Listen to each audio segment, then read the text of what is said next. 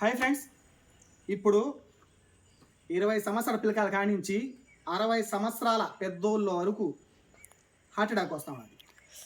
Heart attack వల్ల already నేను చిట్కా పెట్టాను, ఇప్పుడు కూడా చెబుతున్నాను. ప్లీజ్ పాటించండి, రిజల్ట్స్ బాగుంటుంది. కావాలంటే మీరు గూగుల్లో సెర్చ్ చేసుకోండి. దీనివల్ల చూడండి, 2 తమలపాకులు తీసుకోండి. 2 తమలపాకులు, 2 తెల్లగడ్డ పాయలు వలిచినాటివి పెట్టుకోండి. 1 ఇంచ్ అల్లం ముక్క పెట్టుకోండి. తేనె 2 స్పూన్లు.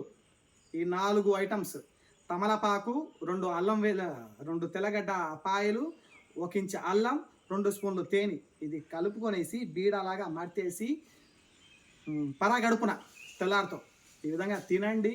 15 రోజులకు ఒకసారి తినండి. ఒక 6 నెలలు మర్చిపోకుండా ఇది పాటించండి. మీరు చచ్చే వరకు మీకు చావు హార్ట్ అటాక్తో మాత్రం రాదు. ఇది గ్యారెంటీ, ఇది పక్కా, ఇది కాన్ఫిడెంట్. ఇది పాటించండి. హార్ట్ అటాక్ మన దరికే రాదు. మన బ్లడ్ సర్క్యులేషన్ దీనివల్ల బాగుంటుంది. కాబట్టి ఇది తినండి. మన బ్లడ్లో ఏదైనా కొలెస్ట్రాల్ ఉన్నా కానీ, షుగర్ ఇవి ఉన్నా కూడా మనకు హార్ట్ అటాక్ మెయిన్గా వచ్చేది హార్ట్కి బ్లడ్ సర్క్యులేషన్ చిన్నగా పోతేనే మనకు హార్ట్ అటాక్ వస్తుంది.